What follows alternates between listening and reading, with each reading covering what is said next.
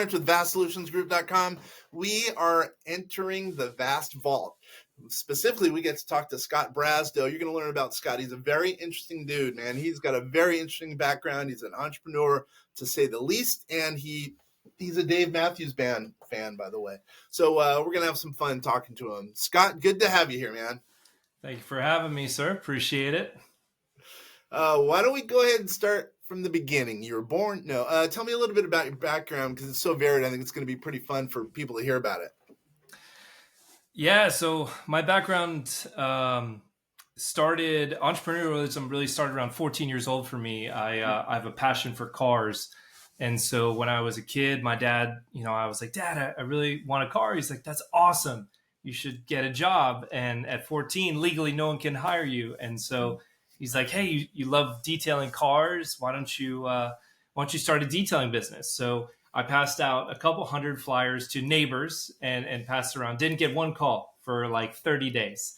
And finally, one of my mom's friends in the neighborhood called me. It was like, hey, come clean my minivan. And I was like, yes. And I think I charged $35 and I spent 9 hours cleaning the gnarliest kid's minivan. She had like 4 kids and there was spilled milk everywhere. And the thing was just disgusting. But I was hooked because I got my first sale. And from there, word of mouth started spreading and I started getting more and more jobs and ended up having a rather successful detailing business as a young man.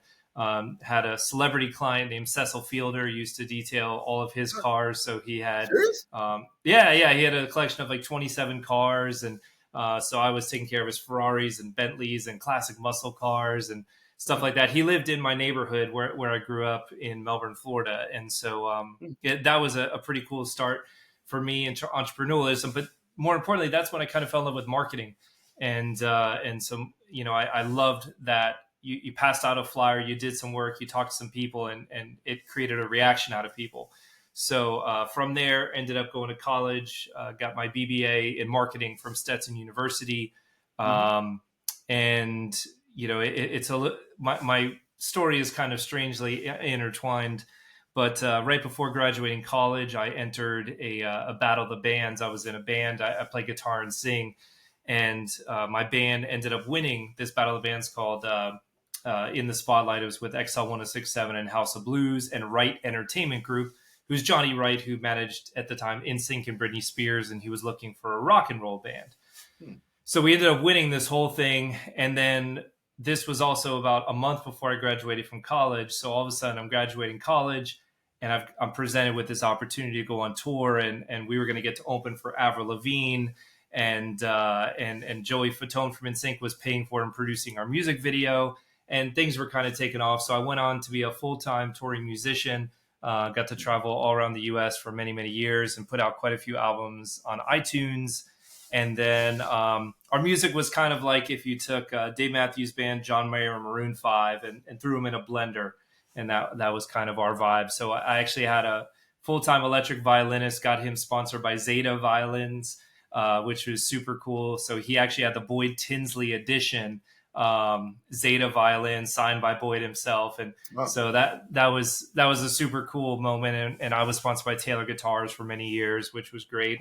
And so I really enjoyed music. And then kind of after music wore off after a few years, I went back to school, ended up getting my MBA in marketing and kind of started working my way up the corporate ladder in marketing director, VP of marketing type roles.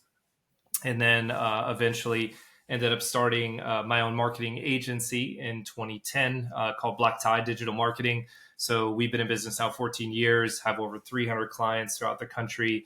And we specialize in aerospace and defense marketing, which is pretty cool. And so the agency, we have about 10 full-time employees, 2 offices in Melbourne and in Orlando.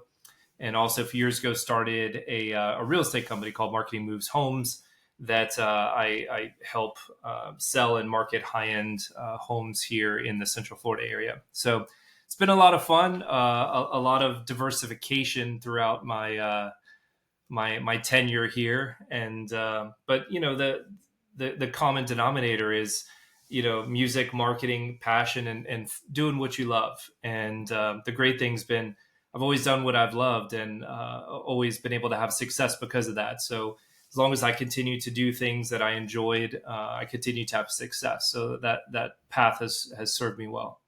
And if you're doing something you love, it's not you're not working, right? That is correct. It really just feels like fun when you know you're doing something right when you're actually supposed to be working and you're actually just having fun. You're enjoying what you do, and so I've really just tried to follow that mantra and that path of doing what you enjoy and following your passions, following your heart, and it's served me really well in my life. Yeah, I got it, man. There's so many directions we could go with your deal. It's incredible. So marketing. Let's talk a little bit about marketing. So what do you see out in the market? By the way, we're going to spend, if it's okay, another 20 minutes chatting. What do you see in the marketing world for entrepreneurs? What are some things to be doing right now? What are things to stay away from? Maybe a good social media spot. I don't know. I'm just leaving it open ended to you in that regard. That's a great question.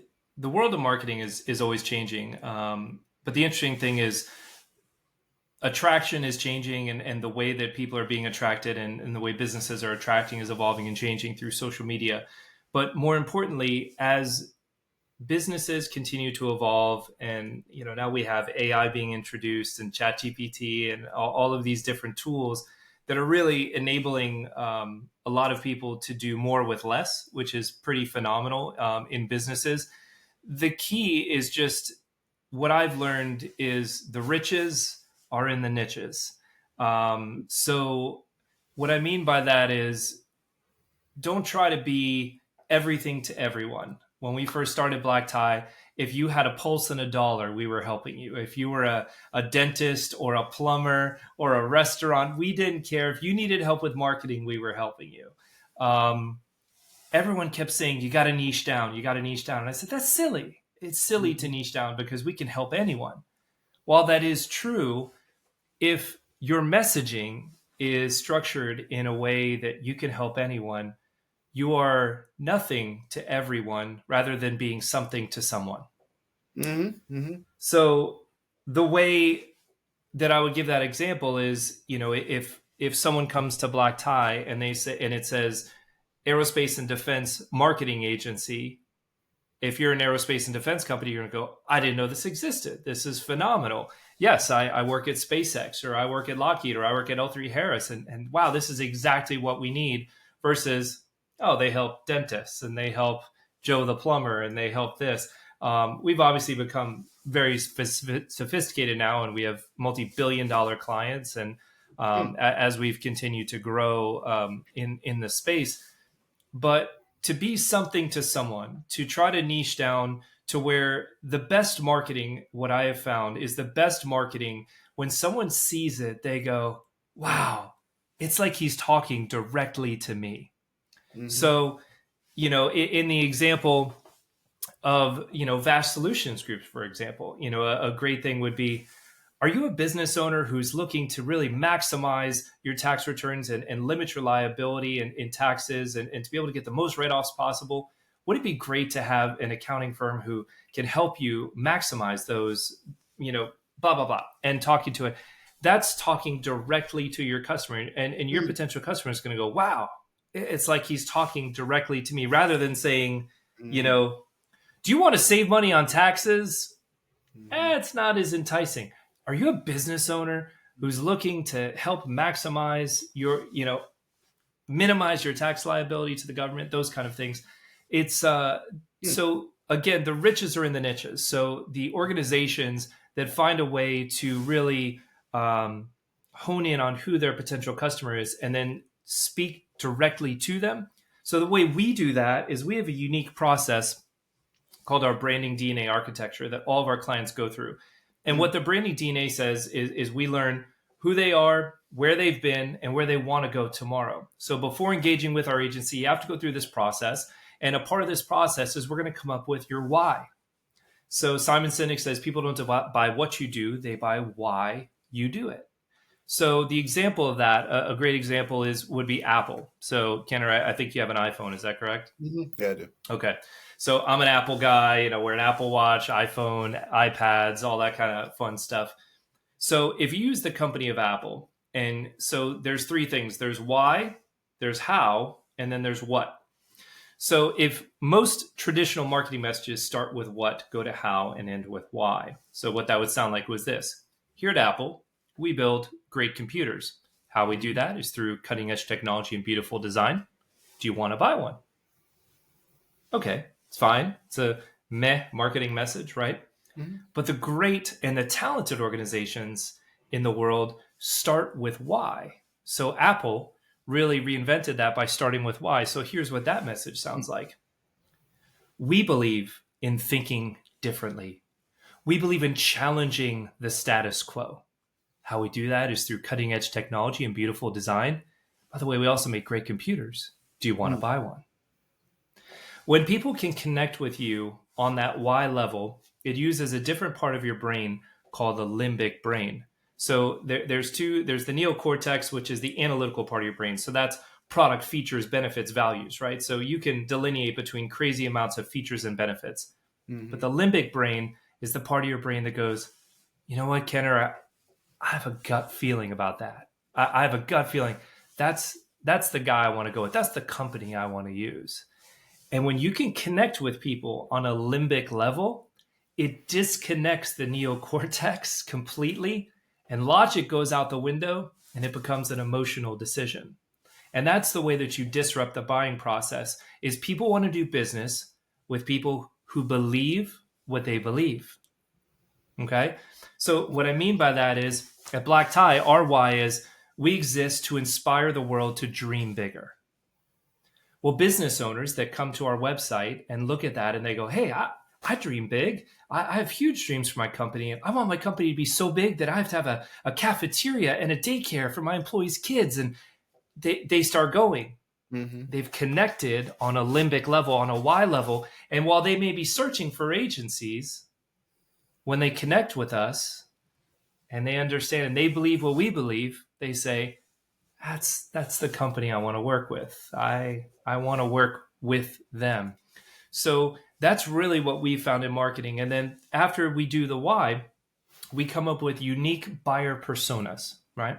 So what that Avatar, is, buyers advertising me, yeah, basically. yeah, Yeah. yeah. So think about if I were to say, okay, my ideal customer is an aerospace and defense marketing director that that works for an aerospace defense company. That's not a very narrow thing. No, we're going to say this is a 45-year-old woman who is a VP of marketing level. She makes $150,000 a year. She has two kids. She lives in the suburbs, and she's the decision maker for an aerospace and defense marketing company. She has this core values. She has this level of education.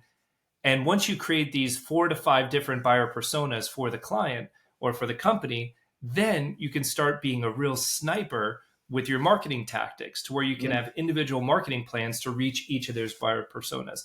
Too Mhm. many companies, when they try to do their marketing, they're just trying to take a shotgun approach and splat everything against the wall and hope something hits, Mhm. versus to actually pick out your ideal customer, know who they are, and write killer messaging that connects to them on that limbic level where it disconnects the neocortex to get them to make an emotional decision to move forward with your company because they believe what you believe. And that's really a key that we've seen with marketing in the modern age. Dude, you're taking it to the next level. This is the first I've heard of all this stuff. I didn't know that. That's why you're Yeah, doing so it's well. You know what I mean? You are literally taking it to the next level. we're having a lot of fun with it, man, and it continues to evolve as we continue to learn and grow. Every DNA gets different. Everyone evolves. Everyone grows. We start to learn what's valuable to organizations, what's not. And the interesting thing is, we usually end up doing a mission statement workshop with a client where we address their mission statement. And the funny thing is, most mission statements are heavy on statement and light on mission. So we encourage them to actually come up with a mission statement that starts with why. So our black tie mission statement is we believe in helping businesses grow utilizing cutting edge digital marketing strategies and having fun while doing it. We also want to be excellent in all things we do so that our work glorifies God. That is the mission statement of our company. And a great mission statement will become an arbiter for your organization that as you grow, as things happen, you can just look at your mission statement and let's say an employee does something really boneheaded, right? So Mhm. they do something really stupid. And every employee that starts working at Black Tie, they sign a mission statement form that says, this is the mission statement of Black Tie. These are our core values. This is what we believe. And you're going to do your best as an employee of our company to uphold those values and our mission, right? And everybody signs that. So if all of a sudden they do something real boneheaded, maybe they steal from an employee, from the company, right? They steal from the company. And you sit them down and I go, Kenner, what went wrong here? Where in the mission did we maybe fail here? And we say, well, that probably isn't being excellent, right? Trying to steal from the company, and it's definitely not fun for you that I stole from the company. And we also want to be excellent in all the things we do, so our work glorify God. That definitely didn't glorify God. That wasn't a really great thing. And so we let them talk, and then we say, great, thanks so much, for sharing. And then we get to take an opportunity to say, hey, we're going to make you available to the marketplace. Congratulations. You're now available to the marketplace for looking for a new job. Or we show them grace and love, and we, coach them through it and work through it. So that's just an example. That's never happened, but that's an example of how having a strong mission statement and a why can really help you kind of focus your mission and throughout your organization, not just up top. Obviously, it leads to bigger things. I like that statement about a lot of companies are big on statement, but short on mission. I think that makes a lot of sense. That example, it's a very good example. I think that shows that how much you guys are thinking, ahead of the marketplace. That makes a lot of sense what you're saying. Hearing everything you've said so far makes a lot of sense. Actually, it blows me away that you're taking it so much higher than I expected as far as the next level. Wow, there's so many different ways we could go about that. So wait a minute. So do you only deal with big companies? Because you're saying aerospace engineer. I mean, you're talking about big companies, it sounds like, or do you guys work with smaller companies? So realistically, our ideal brand would be an organization doing anywhere from around 5 million to 30 million in annual revenue. That's really an ideal size. The reason I say that is you have to say, okay, if you're a $5 million company, you should be spending anywhere, in order to maintain growth, this is MBA 101, you should be spending between 5 and 10% of your annual revenue on marketing and advertising, right? So if you're doing 5 million a year, you should have, anywhere from $250,000 to $500,000 budget for marketing. So when you have $250,000 to $500,000 budget, you should be able to be spending $5,000 to $10,000 a month with an agency like ours on retainer to be your outsourced marketing partner to handle web development, graphic design, social media marketing, inbound marketing, email marketing, all of those different things, SEM, SEO, all of those services that we offer. So we've also learned that when you're above a $50 million organization, it starts to become a really big boat, right? So think of it like a cruise ship. Like if a cruise ship, you're cruising along and I go, Kenner, can you make a left and head towards the Bahamas? Yeah, sure. 4 hours later, right? Like the slowest turn on the planet. Versus if you're a speedboat, hey, Kenner, make a left to the Bahamas, pew, immediate, right? So we've kind of learned that like $5 to $25 million company is really an ideal size. That not only that, but when we're working with $1 billion brand, it's typically incremental increases, right? So we help them get from here to there. I like to be a part of organizations that are kind of young and scrappy, and I can double them and triple them and quadruple them. That's where I really get excited, when we can be a part of their success story and a part of having a part of a mission that, okay, hey, we actually were able to make a difference in this organization. Wow, we took the revenue from 10 million to 30 million in 2 years. Look at what that did. So that's a little more exciting to me, versus the big brands are great because they have larger budgets and things. It's just usually not as exciting, just because they're not as scrappy and not as mobile.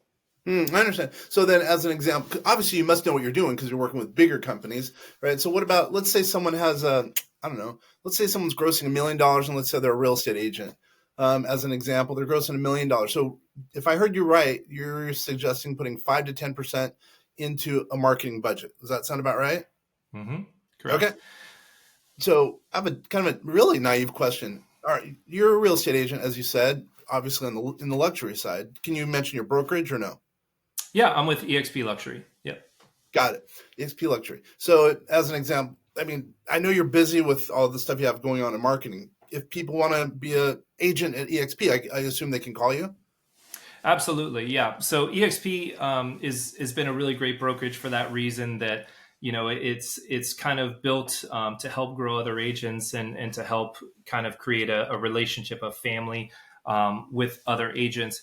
But in regards to being, $1 million a year agent, what I see with real estate, and the reason I went into real estate is because so many realtors have reached out to me and said, "Hey, I'd love some help with my marketing." And I go, Right. That's "Oh, what I was. absolutely, I can help you with that." They have no budgets. Why? Because they typically don't run their business like a business. My mentor in real estate is a good friend of yours, Christian Bear, and he helped me to understand the way to run a real estate business successfully. And if you get a say a $10,000 commission, right? So just for easy numbers, a third of that needs to go into a tax account. That when Uncle Sam comes knocking, you've got money available to pay your taxes. The other third of that needs to go towards expenses and marketing, so that when you have an opportunity to take out some ads or do some branding or build a badass website, whatever it may be, you actually have the money to do it. And then the other third you can take home. So if it's a $10,000 paycheck, most agents are taking 10 grand and putting it in their account. Well, all of a sudden their CPA calls them and goes, "Hey dude, you owe the government a quarter million dollars." What? I don't have a $250,000. And they end up getting themselves in a lot of trouble. So to start running the business, to actually treat your real estate business like a business, to actually have marketing and advertising dollars. And every single listing that our team that we've taken, we've sold in one day. And it's kind of, I'm sure that's not going to last forever, of course, but every listing that we have sold is sold in one day. And the reason we've done that is we do, super high end photography. We have a photographer come in with flashes, and he flashes from 5, 6 different locations, and then he composites the pictures into one to really give a nice even light in the room. And we do 3D Matterport that is, high end full 3D tours that people either in VR or in non VR can walk through the house and look up, down, left, right, and actually like you're in the home. I do video tours via my YouTube channel. I do unbranded tours for the MLS. I make it so you could be anywhere in the world, and with confidence, you could buy that house knowing, wow, I know every nook and cranny. I sold last year, I sold a $1.6 million house to my client who had never seen it in person. The first day they saw it was the final walkthrough on closing day. And when they walked in, I was like, "So what do you think?" And they said, "It's exactly like the video. It's exactly like the 3D tour. It's exactly like you said it was." And they were like, "We felt like we've already been here a bunch of times." So to be able to create that environment for people with utilizing technology, now it's not cheap. When I have a listing, I'm spending a lot of money on my photography, my 3D Matterports, my branding, my signage, my open houses. On open houses, always cookies, always champagne mimosas, always making people feel welcome, giving them space when they get inside the place. Don't hound them and act desperate. "Hey, I'm here to answer questions if you guys have any, but thanks so much for stopping by. And oh, by the way, can I get your cell phone number? I'm going to send you a copy of this video that I just did on this property, so you can send it to your buyers and see what they think." And they go, "Oh, wow, yeah, that's actually really helpful." Well, that usually opens up a text conversation where now they're texting me asking more questions. And then it kind of goes from there. So just taking, again, that marketing aspect into real estate. And that's why my real estate company is called Marketing Moves Homes, because that's what we do. We were like, really great marketing will help move homes. So I really specialize in listing and selling homes, and which has just been a lot of fun to do. And it started just because I was an investor. I was buying a bunch of real estate, and the pandemic hit, and I was like, "Man, I need a backup plan. Like, what happens if black tie doesn't do well or the world falls apart? I need a backup plan." So I went and got my license, and we started Marketing Moves Homes. And it's been 4 years in, and been a lot of fun and a lot of success. And like I said, I don't feel like I've ever worked a day. It's just a lot of fun to be doing the real estate and working with our clients. So just continuing. And I built Marketing Moves Homes, realistically. So my wife, who is a vice president of a large company, when that company eventually one day ends up selling, that she has a place to go work in one of our brands, in one of our companies. So she's not doing the real estate now; it's solely me. But one day, if that company ends up selling, that she'll come in and join me in it. So that's kind of the reason we've done it, which is it's been a lot of fun to build that company through time. Yeah, it seems like a natural progression to go from, marketing to real estate. See, I mean, especially the way you do it, your approach, I think, is pretty unique. And, speaking of marketing, it seems to me that the best people to market to are your own existing clients. And I think a lot of real estate, we have over 2,000 real estate agents in our database, and we have a lot of clients for real estate agents. I don't understand why they don't market to themselves versus trying to go out and spend money on new dollars. Great. You have to spend money on marketing of getting new people, but there's a lot of people, I think, who miss the boat and don't spend money on their already existing relationships and clients. What are your thoughts about that? For sure, nurturing your current customers is probably one of the most important things, and sometimes it just sparks a conversation, whether it's seeing a new property that you think a client might want to invest in, or following up and sending them a gift. Hey, happy 1 year anniversary on purchasing your new home, or getting them a really nice closing gift that is thoughtful and generous. Those are kind of things that will help you stand out with it. But too many agents, but it's difficult. It's easy to pay Zillow or Realtor.com and just get some leads and have a fresh person in front of you. But there's so much gold sitting in our email boxes, or just following up once a quarter. Calling, hey, Kenner, how are you? Hey, how's that house working out? Hey, did you need any vendors, any contractors, anything I can help you with? Oh, you do? Okay. Hey, I'm going to send you a list of my contractors that I use. This one's really great. He'll give you a great quote. Just tell him I sent you. Awesome. Oh, hey, Scott, by the way, my cousin is looking to move down here. I was just thinking about it. Let me give you her number and see if you can help her find a house. Oh, that'd be great, man. Thank you so much. Mm-hmm. Mm-hmm. And then it goes from there. I ended up getting a lead recently that I ended up selling their house and helping them buy a new house. And it was just a friend of my daughter from school. And as she sees all my social posts that I'm posting online and all the activity that we're doing and these different things, and she referred a friend to me. They called me and ended up selling their house in one day. And then the very next day, finding them their next house in one weekend, sold a house and bought a house for them. And that was just from social media and from making that connection. Yeah, you're a good guy. I love talking to you, man. We have to kind of land this plane. Sadly, I wish we could go talking all day because you're such an interesting guy. So, let's say, as an entrepreneur, maybe in the marketing space or as a realtor, what's one thing we didn't go over that you'd like to kind of convey to some of the people out there who are again new all the way to old entrepreneurs in the marketing space, all the way to real estate? Kind of just give a general thought on something we didn't go over that you think you can add some value on. Something that you will hear me say in my organizations a lot is two. One is focus and finish. And you'll hear me say project done is better than project none. Okay. And those two things, as an entrepreneur, marketing especially, becomes very overwhelming because there's so much you can be doing. There's so much you can be doing. I agree with And that. even the most world-class organizations, there's always more you could be doing. Oh, are you doing, ad spend in this? Are you doing retargeting campaigns? Are you doing geofencing? There's always something more you can be doing. No one is doing everything and doing it well, even myself included. So to be able to just pick something and do it, don't make it perfect. The best example I can give you of this is if you want to do video for your business, if you have an iPhone, if you have one of these things, you can do video. If you have a cell phone, do it. Let your production value suck. Let it be terrible, but let the target actually hit and learn from it.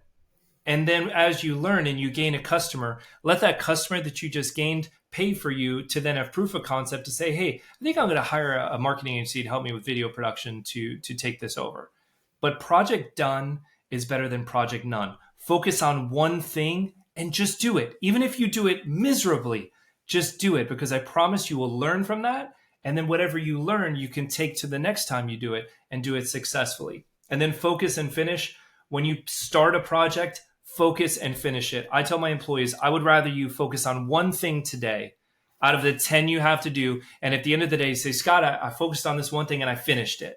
So project 1 out of 10 is done, but these other 9 didn't get touched. I'd rather that than, hey, Scott, I worked on 5 of the 10 projects. Oh, great. Which one did you finish? I didn't get to any of them. I didn't finish any of them today.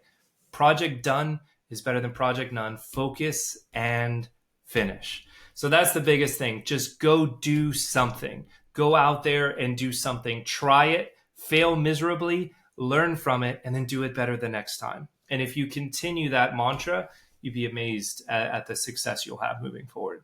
Holy, when I said time for us to land this plane, you landed it perfectly on three wheels. Wow. Wow. How about in closing, let's say someone wants to get a hold of you for either marketing or maybe to sell or buy their house or whatever. How does someone get a hold of you? Yeah, absolutely. You can, for marketing stuff, just Scott at blacktidedigital.com. And as far as, anything else, you can always reach me through there no matter what it may be. So Scott at blacktidedigital.com is my email. If you want some free advice, or, hey, Scott, interested in, I don't know a lot about this, or, hey, we have a marketing agency, they're doing this. I'm always here to give advice. So even if it's just like, hey, man, could you take a look at this? Let me know what you think. I'll always, be happy to give you my ideas, my thoughts, and go from there. So no sales or, trying to steal you from anyone, nothing like that. Just, hey, if you're looking for a friend to take a look at something, I'm always happy to do that. And if you need some advice, always here.